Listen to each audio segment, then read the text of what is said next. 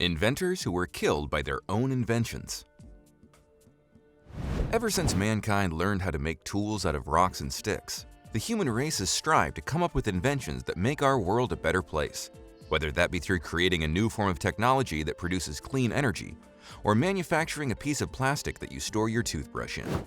Some of the greatest inventors of all time include Nikola Tesla, Alexander Graham Bell, Thomas Edison, and Leonardo da Vinci, all of which are regarded as innovative and intelligent individuals whose minds pushed the boundaries of what people thought was possible at the time. But what happens if someone with no intuition, foresight, and brain power tries to dabble in inventing? Well, it usually goes horribly, horribly wrong. In this video, we'll discuss some notable cases throughout history where inventors ended up meeting their demise at the hands of their own inventions. We'll start off with one of the oldest and most famous cases of an inventor being killed by their own invention: Perilos and the Brazen Bull. According to the ancient Greek historian Diodorus Siculus, sometime around 550 BCE, Perilos made the brazen bull as a gift to Pherolas, the tyrant ruler of the city of Achragos in Sicily. The brazen bull was a bull made of bronze that was semi-hollow on the inside, with a small hatch that opened only from the outside. It was designed to be used to torture and execute enemies of Phalaris and, subsequently, the enemies of Achragos. The basic idea was that criminals would be placed inside the bull, which was then heated over a fire, causing the person inside to be burned alive, almost like a human barbecue. A pretty nasty way to go. No, God! No, God, please, no! No! No! No! Perilos also designed it with special tubes and acoustic apparatus that transformed the sound of the person screaming into the sound of a bellowing bull, just to make the process even more sadistic than it already was. After learning that Perilos wanted a reward for gifting the invention to him, Phalaris ordered that Perilos himself be the first person to be killed via the brazen bull. Now, sources and historians debate whether he was actually killed inside of the bull or merely tortured inside before being thrown off a cliff afterwards. But either way, the irony still stands. Oh, the irony! It's too much! Some historians debate whether the brazen bull even existed in the first place, saying that it might have just been propaganda that was commissioned by Phalaris to make him seem more intimidating. But we think it's more fun to believe this story to be true. The next case is probably the most bizarre one in this entire video.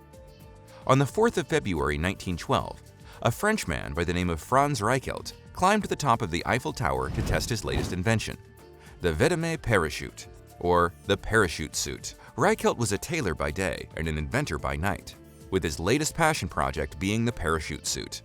Unfortunately for him, Reichelt wasn't a physicist or engineer, and so relied merely on his knowledge of suit fabric and basic aerodynamics to construct the suit. Journalists at the time described the suit as only a little more voluminous than ordinary clothing, resembling a sort of cloak fitted with a vast hood of silk. So Franz Reichelt was essentially jumping off a 300-meter-high monument wearing an oversized dressing gown. Reichelt initially got permission by French authorities to test his invention by promising that he'd use a dummy for the first practice flight. This, however, was a complete lie, as Reichelt insisted that he should test the suit himself. This, of course, did not end well. Reichelt hit the ground so hard that people reported that his body looked more like a shapeless mass than an actual human being. The next case is slightly different, as the inventor was actually quite a competent and intelligent man.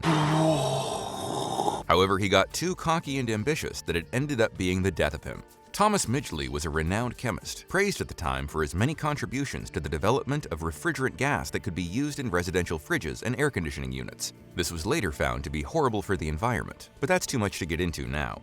However, after contracting polio in 1940, he was left bedbound, and thus his chemist's days were over. He then diverted his brain power to creating an elaborate pulley system that allowed his nurses to move him more easily. This seemed to work fine at first, until one day in 1944, when he accidentally got his neck tangled up in one of the ropes. Within a couple of seconds, Midgley had died of strangulation by a pulley system that he had invented, and was even operating at the time. The final case of the video is a fail of titanic proportions. Literally. Thomas Andrews Jr. was the lead designer and naval architect of the RMS Titanic, the largest commercial ship in the world at the time. The Titanic was said to be unsinkable and was designed to accommodate some of the wealthiest people on Earth. It set off on its maiden voyage from Southampton in England to New York in the United States on the 10th April 1912, carrying approximately 2,224 passengers, including Thomas Andrews Jr. himself. Of course, we all know how this next part went. Just before midnight on the 14th of April, the Titanic hit an iceberg about 375 miles south of Newfoundland, Canada, and sank into the Atlantic Ocean. Over 1,500 people ended up dying in the disaster, as the ship didn't have enough lifeboats for everyone on board. One of the people included in that number was Thomas Andrews Jr. It's just like the old saying goes, the captain always goes down with his ship, or in this case, the shipbuilder always goes down with his ship. Although technically you could say both, as the Titanic's captain, Edward Smith, also died in the incident. Well, there were some of the stupidest inventors of all time who ended up being killed by their own inventions.